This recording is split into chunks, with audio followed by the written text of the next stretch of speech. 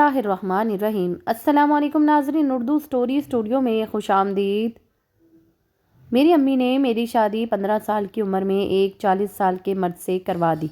شادی کی رات اس نے مجھے کچھ نہ کہا اور سو گیا۔ اگلے دن وہ مجھے لے کر ایک حویلی چلا گیا جہاں کوئی نہیں رہتا تھا۔ رات کا وقت تھا، میں کمرے میں شوہر کا انتظار کر رہی تھی، لیکن شوہر نہ آیا، اور شوہر کی جگہ جو آیا اس نے ایسا رات بتایا کہ مجھ پر قیامت ٹوٹ پڑی۔ اور پھر جو میرے ساتھ ہوا سن کر آپ کے ہوش اڑ جائیں گے۔ نہ جانے امی کو میری شادی کی کیا جلدی تھی۔ 8 دنوں کے اندر ہی انہوں نے میری رخصتی طے کر دی تھی۔ کہتی تھیں کہ انہیں اپنی زندگی کا بھروسہ نہیں رہا، اس لیے جلد از میری شادی کروانا چاہتی ہیں۔ آنا فانا ہی گھر میں نکاح کی تیاریاں چل رہی تھیں، اور میں خاموشی سے امی کی تیاریوں میں مگن دیکھ کر ایک سرد سانس خارج کر دیتی۔ مجھے پڑھنے کا بہت شوق تھا، میرے ابو بھی مجھے پڑھانا چاہتے تھے، مگر ان کی ناگہانی موت نے تو جیسے ہماری زندگیاں ہی بدل کر رکھ دی تھی۔ میری 10ویں جماعت کے امتحان قریب تھے، مگر امی نے میرا اسکول چھڑوا دیا اور کہنے لگیں کہ وہ اب میری پڑھائی کے اخراجات پورے نہیں کر سکتی۔ میں گھنٹوں بیٹھ کر روتی رہتی، لیکن امی سے شکوہ نہیں کر سکی۔ ان کا کہنا تھا میں اپنے سسرال جا کر راج کروں گی۔ جس سے میرا رشتہ طے کیا گیا تھا وہ گاؤں کا چودھری تھا، جس کی عمر 40 سال کے قریب تھی، اور میں 15 سال کی لڑکی، جس کے دل و دماغ میں سوائے پڑھائی کے کسی نئے رشتے کا جڑنا سوال ہی پیدا نہیں ہوتا۔ ہاں، یہ بات سچ تھی کہ وہ جدی پشتی رئیس تھا، مگر مجھ جیسی عام لڑکی میں آخر انہوں نے کیا دیکھ لیا تھا جو مجھ سے نکاح کرنے چلے تھے؟ مجھے تو ٹھیک سے بات کرنے کا ڈھنگ بھی نہ آتا تھا۔ شاید میری خوبصورتی اور کم عمری، شاید یہی میرے نصیب کا لکھا تھا، جو مجھے اس وقت اس بات کی اتنی ہوش نہ تھی کہ میرا ہونے والا شوہر مجھ سے 3 گنا زیادہ بڑا ہے۔ میں نے اپنے حالات دیکھ کر بالآخر خود کو سمجھایا اور آنے والے وقت کے لیے خود کو تیار کرنے لگی۔ میری ماں بہت خوش تھی، اگر وہ خوش تھیں تو میں ان کی اکلوتی بیٹی ہونے کی خاطر میرا بھی حق بنتا تھا کہ میں انہیں خوش رکھوں۔ نکاح کا دن آیا اور مجھے دلہن کی طرح سجایا گیا۔ کچھ دیر بعد واجد رئیس چند مہمانوں کے ساتھ گھر میں تشریف لایا اور نکاح کی تقریب شروع کی گئی۔ میرے دل میں کچھ سوالات ابھرے تھے۔ اتنا امیر شخص بھلا اپنا نکاح اتنی سادگی سے کیوں کر رہا تھا؟ میں تو یہ ان کے بارے میں جانتی بھی نہیں تھی، شاید یہ ان کی دوسری شادی ہو یا شاید تیسری۔ میں سر جھٹک کر رہ گئی۔ جس قلم سے میں نے اپنا مستقبل سنوارنا تھا، اسی قلم سے اپنا آپ میں نے واجد رئیس کو سونپتے ہوئے دستخط کر دیے، اور پھر میں رخصت ہو کر اپنے سسرال آ گئی۔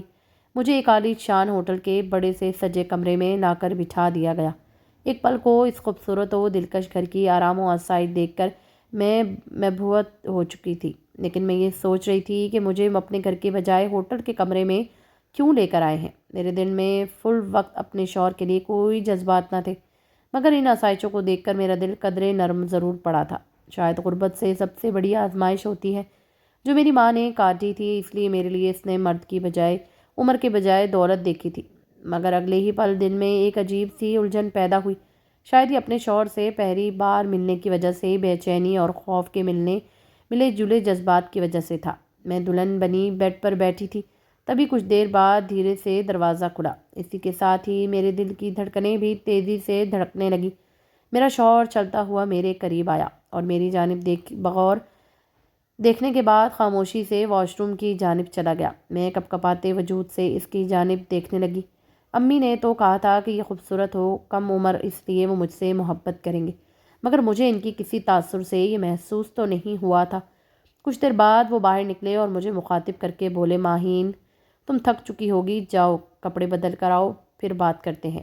ان کا نرم اور اپنائیت بھرا لہجہ سن کر میں جھنپ گئی۔ اندر آنے والے وہم ختم ہو چکے تھے اور میں خاموشی سے معمولی سے حلیے میں ان کے سامنے آ کر بیٹھ گئی۔ وہ کہنے لگے، میں اس شہر کا رہائشی نہیں ہوں، اس لیے میں نے ہوٹل میں کمرہ بک کروا لیا۔ کل ہی ہم دوسرے شہر جائیں گے اور پھر میں تمہیں اپنے محل کی رانی بنا کر رکھوں گا۔ میں دل ہی دل میں خوشی سے جھوم اٹھی۔ مجھے لگا کہ شاید امی کا جلد بازی میں کیا گیا فیصلہ میرے لیے بہترین فیصلہ ثابت ہوا ہے۔ انہوں نے اس رات میری ہر خواہش پوری کرنے کا وعدہ کیا تھا۔ مجھے وہ محبت اور چاہت بھی دی جس کا میں حق رکھتی تھی۔ میں بھی پرسکون تھی۔ صبح ہوئی تو واجد بولے، تیار ہو جاؤ، ہم آج ہی دوسرے شہر جائیں گے اور اب سے تم وہیں پڑھو گی۔ وہ رات کو ہی میری یہ درینہ خواہش پوری ہو چکے تھے۔ میں خوش ہو گئی اور جانے سے پہلے امی سے ملنے کی فرمائش کی، جس پر واجد نے ناگواری سے جو الفاظ ادا کیے، انہیں سن کر میرا دل لرز گیا۔ وہ بولے کہ اس ماں سے ملنے جاؤ گی جس نے تمہاری قیمت لگائی تھی۔ میں گنگ سی انہیں دیکھنے لگی۔ میں نے انہیں بے یقینی سے دیکھا۔ میں نے کہا، آپ کیا کہہ رہے ہیں؟ وہ مجھے سب کچھ بتا رہے تھے۔ میری ماں نے پورے 20 لاکھ لیے تھے میرے نکاح کے بدلے میں۔ میں صدمے سے رونے لگی۔ مجھے شدید نفرت محسوس ہو رہی تھی امی کے لیے۔ میں نے کب ان کی کسی بات سے اختلاف کیا تھا جو انہوں نے میرا سودا پیسوں سے کر دیا؟ میں اب زندگی میں کبھی بھی ان سے ملنا نہیں چاہتی تھی۔ شہر پہنچے تو میں خیالوں سے تب نکلی جب گاڑی ایک عالی شان حویلی کے سامنے آ کر رکی۔ ہر سو روشنیاں اور گہما گہمی دیکھ کر میں نے ستائشی نظروں سے آس پاس دیکھنے لگی۔ مجھے یوں دیکھتے پا کر واجد بولے کہ ماہین، آج سے تم یہیں رہو گی، اب یہی تمہارا گھر ہے۔ ان کی بات سن کر مجھے تو گویا سانپ سونگھ چکا تھا۔ اتنا عالی شان گھر جسے میں نے کبھی خوابوں میں بھی نہیں دیکھا تھا۔ میں اب کس گھر کی مالکن بن چکی تھی۔ خوشی سے گھر میں داخل ہوئی تو چند ملازمین کام کرتے نظر آئے۔ وہ مجھے یوں عجیب سی نظروں سے دیکھنے لگے گویا میں کوئی الگ ہی مخلوق ہوں، مگر شاید میرا حلیہ اس دلکش حویلی کی مالکن جیسا نہیں تھا۔ میں آگے بڑھتی چلی گئی۔ تبھی ایک ملازمہ نے مجھے ایک کمرے میں لایا اور آرام کرنے کو کہا۔ میں نے واجد کو بھی اندر آنے کو کہا تو وہ بولے کہ وہ اب رات کو آئیں گے، ابھی ایک ضروری کام سے جا رہے ہیں۔ ان کے جانے کے بعد میں نے ایک نظر اس کمرے کو دیکھا۔ یہاں آنے کے بعد میرے ذہن سے میری ماں کا دیا گیا دھوکہ بالکل نکل چکا تھا۔ کچھ دیر بعد میری آنکھ لگ گئی۔ میری آنکھ تب کھلی جب کانوں میں کئی سر و تال کی آوازیں آنے لگیں۔ میں جھنجھلا کر اٹھی بیٹھی۔ سر پوری شدت سے درد کر رہا تھا، جبکہ جب میں سوئی تھی بالکل ٹھیک تھی۔ مجھے حیرت ہوئی کہ یہ موسیقی کی آواز کہاں سے آ رہی ہے۔ شاید آس پاس کسی کی شادی تھی۔ میں نے وقت دیکھا تو رات کے 7 بج رہے تھے اور واجد ابھی تک نہیں آئے تھے۔ میں ان کا انتظار کرنے لگی۔ تبھی دروازہ کھلا اور میں مسکرا کر دروازے کی جانب دیکھنے لگی، مگر جو منظر سامنے نظر آیا اسے دیکھ کر مجھے دھچکا سا لگا۔ سامنے واجد کی جگہ کوئی اور پکی سی عمر کا مرد کھڑا، سانولا سلونا سا۔ اس کی تیز چبھنے والی نظروں میں سے میں نروس ہوئی تھی۔ وہ شاید کچھ نشے میں تھا۔ کچھ لڑکھڑاتے ہوئے کمرے میں داخل ہوا۔ جب اس نے کمرہ بند کیا تو میری جان ہی نکل گئی۔ مجھے اس کا یوں کمرے میں آنا سخت ناگوار گزرا تھا۔ میں غصے سے بولی کہ تم یہاں کیا کر رہے ہو؟ واجد کہاں ہے؟ میری بات سن کر وہ اپنی تھوڑی مسلتا ہوا آگے بڑھنے لگا اور بولا، واجد بھی آ جائے گا، پہلے ہمیں تو وقت پورا کرنے دو۔ اس کے یہ الفاظ میرا وجود برف کی سل بنا چکے تھے۔ میں بوکھلا کر چلانے لگی اور وہاں سے بھاگنے لگی۔ شاید وہ کوئی چورا چکا تھا جو اندر گھس آیا تھا، مگر اس نے مجھے اپنی گرفت میں لے کر دیوار سے پٹخ دیا اور پھر غصے سے گالی بکتے ہوئے بولا، ایسے کیسے جانے دوں؟ پوری قیمت ادا کر کے اندر آیا ہوں۔ نسرین آپا بھی روزانہ نیا مال لے تو آتی ہے، مگر انہیں یہ سمجھانا بھول جاتی ہے کہ مالک سے کیسے بات کرنی ہے۔ میرا دل تو گویا دھڑکنا ہی بھول چکا تھا۔ کون نسرین آپا؟ کون سا مال؟ میں لرزتے وجود کے ساتھ سہمی بیٹھی اس ساری صورتحال کو سمجھنے کی کوشش کر رہی تھی۔ مجھے جب کچھ نہ سوجھا تو میں اپنے شوہر کو آوازیں دینے لگی۔ تبھی ایک پکی عمر کی عورت کمرے میں داخل ہوئی اور ماتھے پر بل پڑے میری جانب بڑھی۔ اگلے ہی لمحے اس نے میرے منہ پر کئی تھپڑوں کی برسات کر دی تھی۔ ایک ساتھ کئی دھچکے میرا دماغ سن کر چکے تھے۔ وہ مجھے بالوں سے جکڑ کر غصے سے بولی، کس واجد کو آوازیں دے رہی ہو بدبخت؟ وہ واجد جو تمہیں یہاں بیچ کر جا چکا ہے، وہ واجد جو تمہاری قیمت 60 لاکھ لگا کر گیا ہے، اور صرف اتنا ہی نہیں، یہ لو پیپرز، وہ تمہیں طلاق بھی دے چکا ہے۔ میں سانس روکے دیدیں پھاڑے اس عورت کو دیکھ رہی تھی۔ اس کے ہاتھ میں موجود پیپرز میرے سامنے زمین پر پڑے تھے۔ مجھے کسی طور پر بھی یقین نہیں آ رہا تھا کہ واجد میرے ساتھ ایسا بھی کر سکتے ہیں۔ وہ بے یقینی سے کبھی واجد کے دستخط اور کبھی اس طلاق نامے کو دیکھ کر رو رہی تھی۔ ایک پل میں کیا سے کیا ہو چکا تھا۔ میری زندگی اجڑ چکی تھی۔ کیا بکاؤ مال تھی کہ جسے پہلے میری ماں نے قیمت وصول کی اور اس کے بعد میرے شوہر نے۔ وہ شخص مجھے بیچ کر جا چکا تھا۔ یہ کوئی عالی شان حویلی نہیں بلکہ کوٹھا تھا، جہاں پر رات کی سیاہی میں شہر کے معزز لوگ اپنی راتوں کو رنگین کرنے آتے تھے۔ میں روتے ہوئے خود کو ان سے چھڑوانا چاہا۔ میں جلد از جلد وہاں سے بھاگ جانا چاہتی تھی، مگر میں ہر طرف سے پھنس چکی تھی۔ نسرین آپا کمرہ لاک کر کے جا چکی تھی۔ وہ نشے میں دھت انسان میری جانب خباثت سے مسکراتا ہوا بڑھ رہا تھا۔ اس کے ہاتھ میں کوئی نشے کی تھی میں پورے کمرے میں اپنے لیے جائے پناہ ڈھونڈ رہی تھی، شاید کوئی ایسا راستہ جہاں سے میں اس مشکل سے فرار حاصل کر سکوں، مگر نہ ہی دروازہ کھولا گیا نہ ہی کوئی کھڑکی۔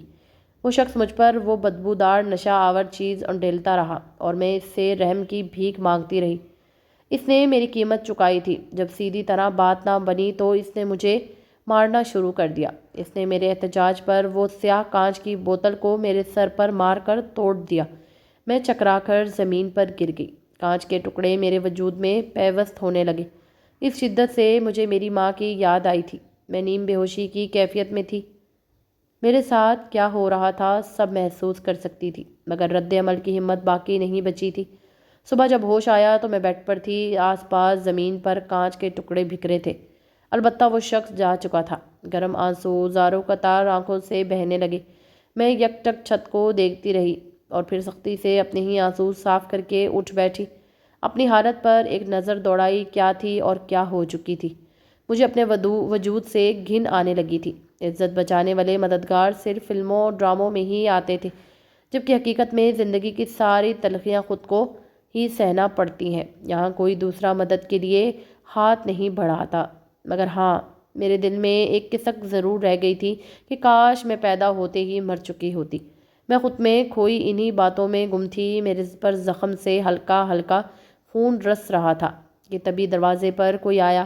میں نے نظریں اٹھا کر دیکھا تو نسرین آپا کے ساتھ ایک لڑکا کھڑا تھا، جس کے ہاتھ میں موبائل تھا۔ نسرین آپا آگے بڑھ کر میرا گال تھپا تھپا کر بولیں، واہ لڑکی، تم تو آتے ہی چھا گئی ہو، راتوں رات تمہاری لائیو ویڈیو وائرل ہو چکی ہے۔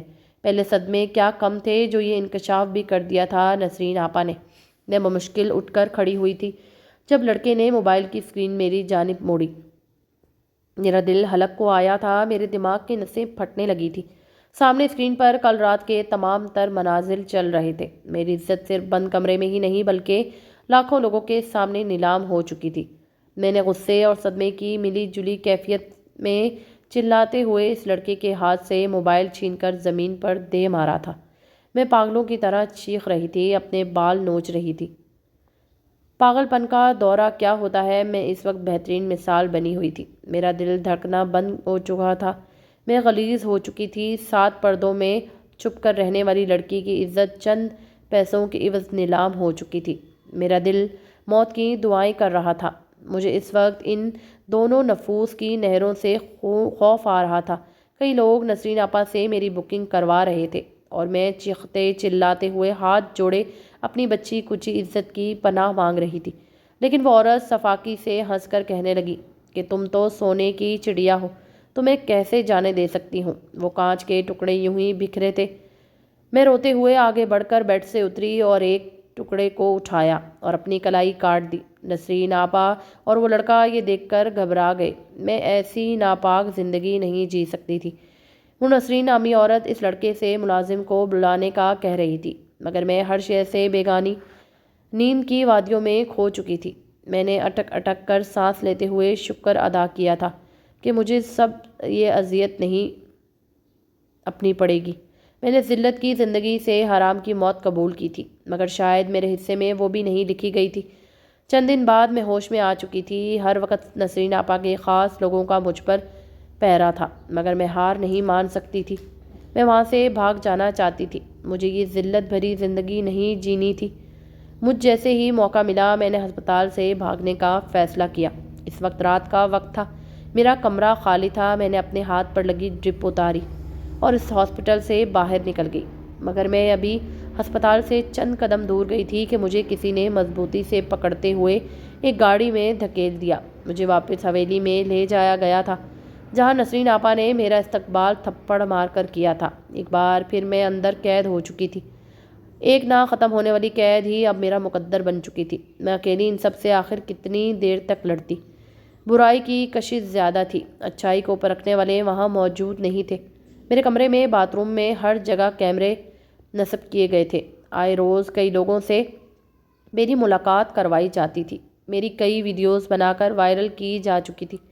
میں چاہ کر بھی اب اس کوٹھے سے باہر نہیں جا سکتی تھی۔ میری عزت تو کب کی تار تار ہو چکی تھی اور کئی بار ہو چکی تھی۔ اب تو یاد بھی نہیں تھا، مگر ہاں، آئے روز کئی لڑکیاں یہاں آیا کرتی تھیں، مجھ جیسی معصوم واجد سے دھوکہ کھائی لڑکیاں جو اس کی جھوٹی چکا چون دولت کو دیکھ کر دھوکہ کھا جاتی تھی۔ اب تقدیر کے آگے بے بس ہو چکی تھی۔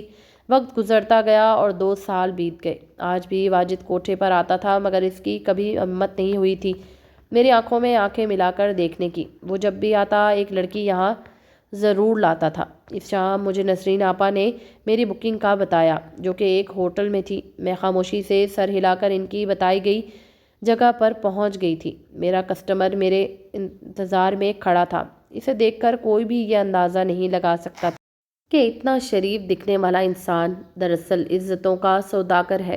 وہ مجھے کمرے میں لے گیا اور چند باتیں کرنے کے بعد میرے حسن کی تعریف کرتے ہوئے ایک تحفہ تھما گیا۔ وہ ایک جولری باکس تھا جس میں ایک خوبصورت سا ہار تھا۔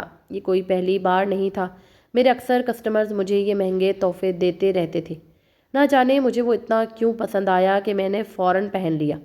مجھے وہ شخص بھی باقی لوگوں سے بھلا لگا تھا مگر اپنے دل کی بات دل میں ہی کہیں دفن کر گئی۔ مجھ جیسی لڑکیوں کو معاشرہ جس نام سے پکارتا تھا اس نام کو شریف لوگ اپنے گھروں میں لینا بھی نازیبا سمجھتے تھے۔ صبح میں کوٹھے پر واپس آ گئی۔ میرے گلے میں ہار دیکھ کر نسرین آپا معنی خیز انداز میں مسکرائی اور کہنے لگیں لگتا کہ اس بار تمہیں کوئی دل سے پسند آ گیا ہے۔ ان کی بات سن کر میں مسکرا کر رہ گئی۔ ابھی یہی باتیں چل رہی تھی کہ حویلی میں ایک شور سا گونجا۔ ہم سب اس کی سمت کی جانب دوڑے۔ آواز ایک کمرے سے آ رہی تھی۔ جب دروازہ کھول کر دیکھا تو سامنے نظر آتا منظر دیکھ کر میں آنکھوں پر ہاتھ رکھ گئی۔ آج صبح ہی واجد ایک لڑکی کو چھوڑ کر گیا تھا جس نے اپنی شہ رگ کاٹ لی تھی۔ اس کا گلا آدھا کٹ چکا تھا۔ یہ منظر دیکھ کر میری سانس اکھڑنے لگی۔ میں مزید وہاں کھڑی نہ رہ سکی۔ میرے کانوں میں نسرین آپا کی آوازیں گونج رہی تھیں جو اس لڑکی کو آل فال بول رہی تھی۔ تبھی جس مخصوص کسٹمر کو اس لڑکی کو بیچا گیا تھا وہ کمینگی سے بولا، مر گئی تو کیا ہوا، میں اپنا کام تو پھر بھی پورا کر کے ہی چھوڑوں گا۔ آخر کو پیسے دیے تھے۔ میں چکراتے دماغ کے ساتھ دیوار کا سہارا لیتی وہاں سے دور چلی آئی۔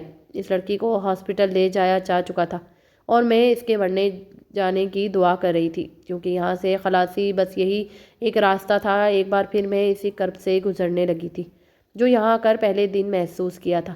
مجھے اس حالت میں دیکھ کر واجد میرے قریب آیا اور پھر میرے پاس گھٹنوں کے بل زمین پر بیٹھ کر پانی کا گلاس میری جانب بڑھانے لگا۔ اس کا یہ عمل مجھے آگ بگولا کر چکا تھا۔ وہی تو ذمہ دار تھا ان سب کا۔ میں نے وہی پانی کا گلاس اس کے منہ پر دے مارا۔ وہ بوکھلا کر اٹھا اور میرا منہ دبوچ کر دوسرے ہاتھ سے اپنی پینٹ سے پسٹل نکالنے لگا۔ اسے ایسا کرتے دیکھ کر میں پھیکی سی مسکرائی اور بولی، کاش واجد رئیس تم مجھے یہاں لانے سے پہلے اپنے شوہر ہونے کی حیثیت سے حاصل کر کے جان سے مار دیتے، میں اف بھی نہ کرتی۔ مگر اب کیا فائدہ، نہ عزت بچی اور نہ کوئی رشتہ۔ واجد کی آنکھوں میں خون اتر چکا تھا۔ بھلا اس جیسے شخص پر ان باتوں کا اثر کیا ہونا تھا۔ تبھی گولی چلنے کی آواز آئی اور میں خوف سے آنکھیں موند چکی تھی۔ مگر یہ کیا؟ سامنے تو پولیس کھڑی تھی جس نے آتے ہی پورے کوٹھے کو اپنے قبضے میں لے لیا تھا۔ کانسٹیبلوں نے واجد کو حراست میں لے لیا تھا جبکہ نسرین آپا بھی بے انتہا ہاتھ پاؤں مار رہی تھی مگر خود کو ان لیڈی کانسٹیبل سے چھڑوا نہیں پا رہی تھی۔ ڈی ایس پی ابراہیم ملک نے ایک پیپر نسرین آپا کو دکھاتے ہوئے کہا کہ کئی مہینے لگے ہیں انہیں اس کے خلاف ثبوت اکٹھے کرنے میں اور واجد جیسے شخص کو رنگے ہاتھوں پکڑنے میں۔ تبھی ڈی ایس پی نے اپنے چہرے پر ایک مخصوص مسکان سجائے میری جانب پلٹا اور میرا شکریہ ادا کرتے ہوئے بولا، شکریہ ماہین، اگر آپ میرا ساتھ نہ دیتی تو شاید میں کبھی بھی انہیں اور ان کے گینگ کو رنگے ہاتھوں ثبوت کے ساتھ نہ پکڑ سکتا۔ ان کی اس بات پر جہاں نسرین آپا کے طوطے اڑے وہیں واجد بھی حیران ہو گیا تھا۔ میں نے اپنے گلے سے لاکٹ اتار کر ابراہیم کے حوالے کر دیا جو چند ماہ پہلے اس ہوٹل میں اسی نے مجھے دیا تھا۔ اس شام میرا کسٹمر کوئی عام شخص نہیں بلکہ ڈی ایس پی تھا اور نسرین گینگ کے سیاہ دھندے کے متعلق ثبوت اکٹھے کرنے چاہتا تھا۔ اس نے مجھ سے کہا کہ اس کوٹھے سے نکلنے میں وہ میری ہر ممکن مدد کرے گا۔ میں نے تو حالات سے سمجھوتا کر لیا تھا مگر مجھے کئی لڑکیوں کی زندگیاں بچانی تھیں۔ میں نے حامی بھر لی اور پھر ڈی ایس پی کا دیا ہوا ہار جس میں مائکرو فون اور سمارٹ مائکرو کیمرہ جسمہ تھا وہ پہن لیا۔ اس کوٹھے میں کب کیا ہوتا رہا اور کون کیا کرتا رہا سب کچھ ابراہیم کو پتہ چلتا رہا، اور پھر آخر کار کئی ثبوت اکٹھے کر لینے کے بعد آج یہ دن آ ہی گیا تھا کہ نسرین اور واجد اپنے اختتام کو جا چکے تھے۔ جو لڑکیاں نہیں آئی تھیں انہیں ان کے گھروں تک صحیح سلامت بھیج دیا گیا۔ وہ کتنی خوش قسمت تھیں، ان تک مدد پہنچ گئی تھی، جن میں میرا بھی کردار شامل تھا۔ میں ایک ٹھنڈی سانس خارج کر کے رہ گئی۔ کاش چند سال پہلے میرے لیے بھی کوئی معجزہ ہو جاتا، میری عزت بچ جاتی۔ میں انہی سوچوں میں گم تھی کہ ابراہیم میری جانب بڑھا اور اپنے ساتھ جانے کی خواہش ظاہر کی۔ میں نے ان کے ساتھ اس کے گھر میں چلی گئی جہاں صرف ان کی بوڑھی ماں تھی۔ کچھ دنوں بعد ابراہیم نے مجھ سے شادی کرنے کی خواہش ظاہر کی۔ میں حیران تھی، مگر انہوں نے مجھے کچھ بولنے کا موقع نہیں دیا۔ ان کا کہنا تھا کہ تمہاری زندگی صرف وہ ہے جو تم نے میرے ساتھ آئندہ گزارو گی، اس میں ماضی کا کوئی عمل دخل نہیں ہوگا۔ تم نے جس طرح سے میری مدد کی ہے، میں تم سے شادی کر کے خود کو خوش نصیب سمجھوں گا۔ ان کی محبت دیکھ کر میں نے ہاں کر دی۔ چند ہفتوں بعد میرا اور ابراہیم کا نکاح ہو گیا۔ نکاح کے کئی سال گزر جانے کے بعد بھی ان کی محبت میں ذرا بھی کمی نہیں آئی۔ میری سوچ کا زاویہ وہ بدل چکے تھے۔ زندگی میں کچھ بھی بے مقصد نہیں ہوتا، سب کے سبق مختلف ہوتے ہیں۔ واقعی زخم پر مرہم رکھنے والے بھی مل ہی جاتے ہیں، مگر اپنے بہترین وقت پر۔ آپ کو ہماری کہانی پسند آئی ہو تو ہمارے چینل کو سبسکرائب لازمی کیجیے گا۔ ملتے ہیں اگلی کہانی میں، تب تک کے لیے اللہ حافظ۔